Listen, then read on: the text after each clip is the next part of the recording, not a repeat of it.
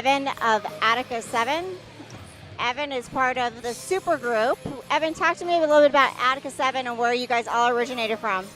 Well, it's kind of an interesting story. A lot of people know me from Biohazard for 20 odd years plus, and a lot of people know me from the TV show Oz on HBO. But Rusty and I are best friends. Rusty wrote the songs that became the first album of this band during a 7-year federal prison sentence.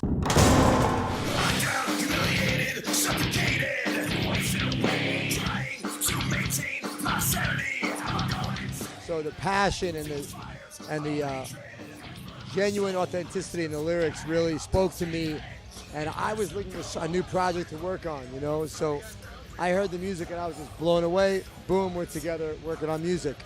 We enlisted some other amazing musicians, Zach Broderick from Nonpoint, Tommy Holt from UPO, and Scott Reeder from Caius. All three guys from three other amazing bands. What's really important is that we're here now, we're playing rock, metal, every day from our hearts, songs that people can really relate to about real life. So how does it feel to get back up on the stage again? Well, it's phenomenal. I mean, we took about 1.5 years in the making of like writing music, doing demos, making an album, writing songs, producing, working, putting the band together, writing a show, and this was literally our first 8 shows. We're uproar.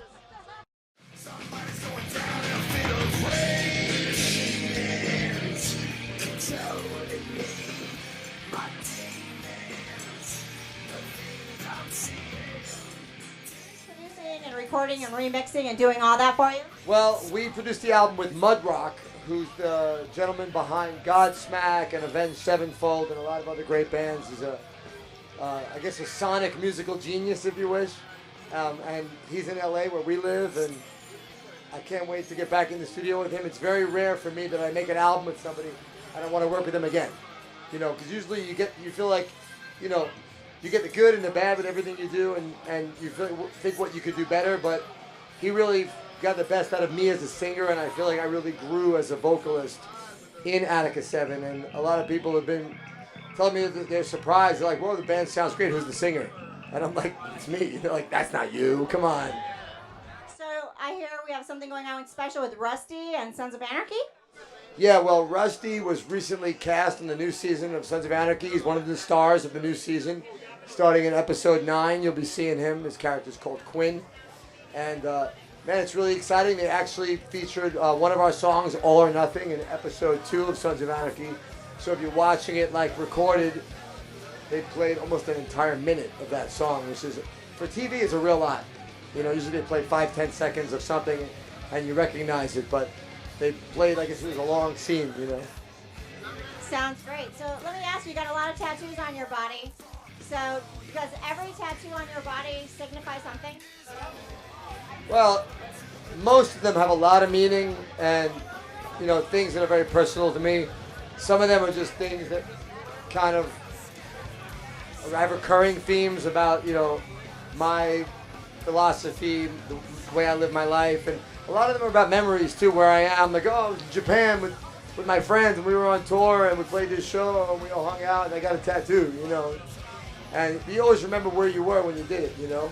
So.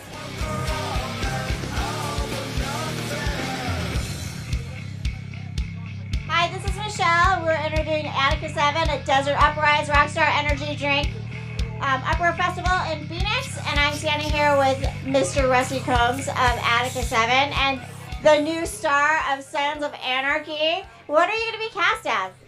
My name is Quinn on the show. I play a nomad president. So, and actually I'm a good guy, so I might have a little bit of longevity on there. Usually if you're a bad guy, you don't last as long, you know? So you've been watching the show for a while? Oh yeah, since day one. So how'd you get the part? Kurt Sutter had me go down and read for it at the casting agency where they do all that. And they said, hey, you got it. I said, I'm ready. So have you ever done any acting before? Yeah, a little bit. Where do we see you?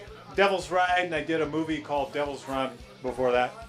So how is the music fitting in with the show now? You know, it's perfect. We've actually had 3 songs on Sons of Anarchy already. And on Devil's Ride, we had a bunch of our songs on there during the 6 episodes. And the band actually played on there, too. Did it really? So So what kind of response did you get from that? Oh, amazing. People love it. So now being on Sons of Anarchy, have you seen your own fan base rise? Yeah, it does actually. Yeah. Yeah, it's a perfect fit. I mean, in the biker world, which I've been in for I don't know how many years, music and all that goes hand in hand. Everybody pretty much universally loves the Sons. And when you've got a good, decent band coupled with that, it's a great marriage, man. I love it. So talk to me about the writing process that you went into before Attika 7 started. That was a weird one. That was by accident. I went in to federal prison and I did a 8-year sentence. And I had a lot of downtime, of course, and I was in a cell in solitary quite a bit. And I wrote most of those songs, 32 songs while I was in there. And I actually played guitar for many years, but then I kind of backed off and I wasn't really into it. When I went in, I got re-inspired to play while I was there, more than I had ever been inspired. And actually the last few years of my incarceration, that's all I thought about was reading and writing music. Well, that's great. So I like the way the band's going. Who are you endorsed by right now? There's a whole bunch of like people out there. I can't even think of everybody, but we've got guitars, we've got amps and drum endorsements, cable endorsements. I think I'd have to write that all down. Sorry about that. I'm kind of bad. That's okay. I don't even know what the hell's going on with the next show. You know what I mean? So. Well, we appreciate you taking time out of the day and the concert and everything. You guys did a great show. Is there anything that you want to say to your fans and to the people watching No Cover TV right now? Absolutely.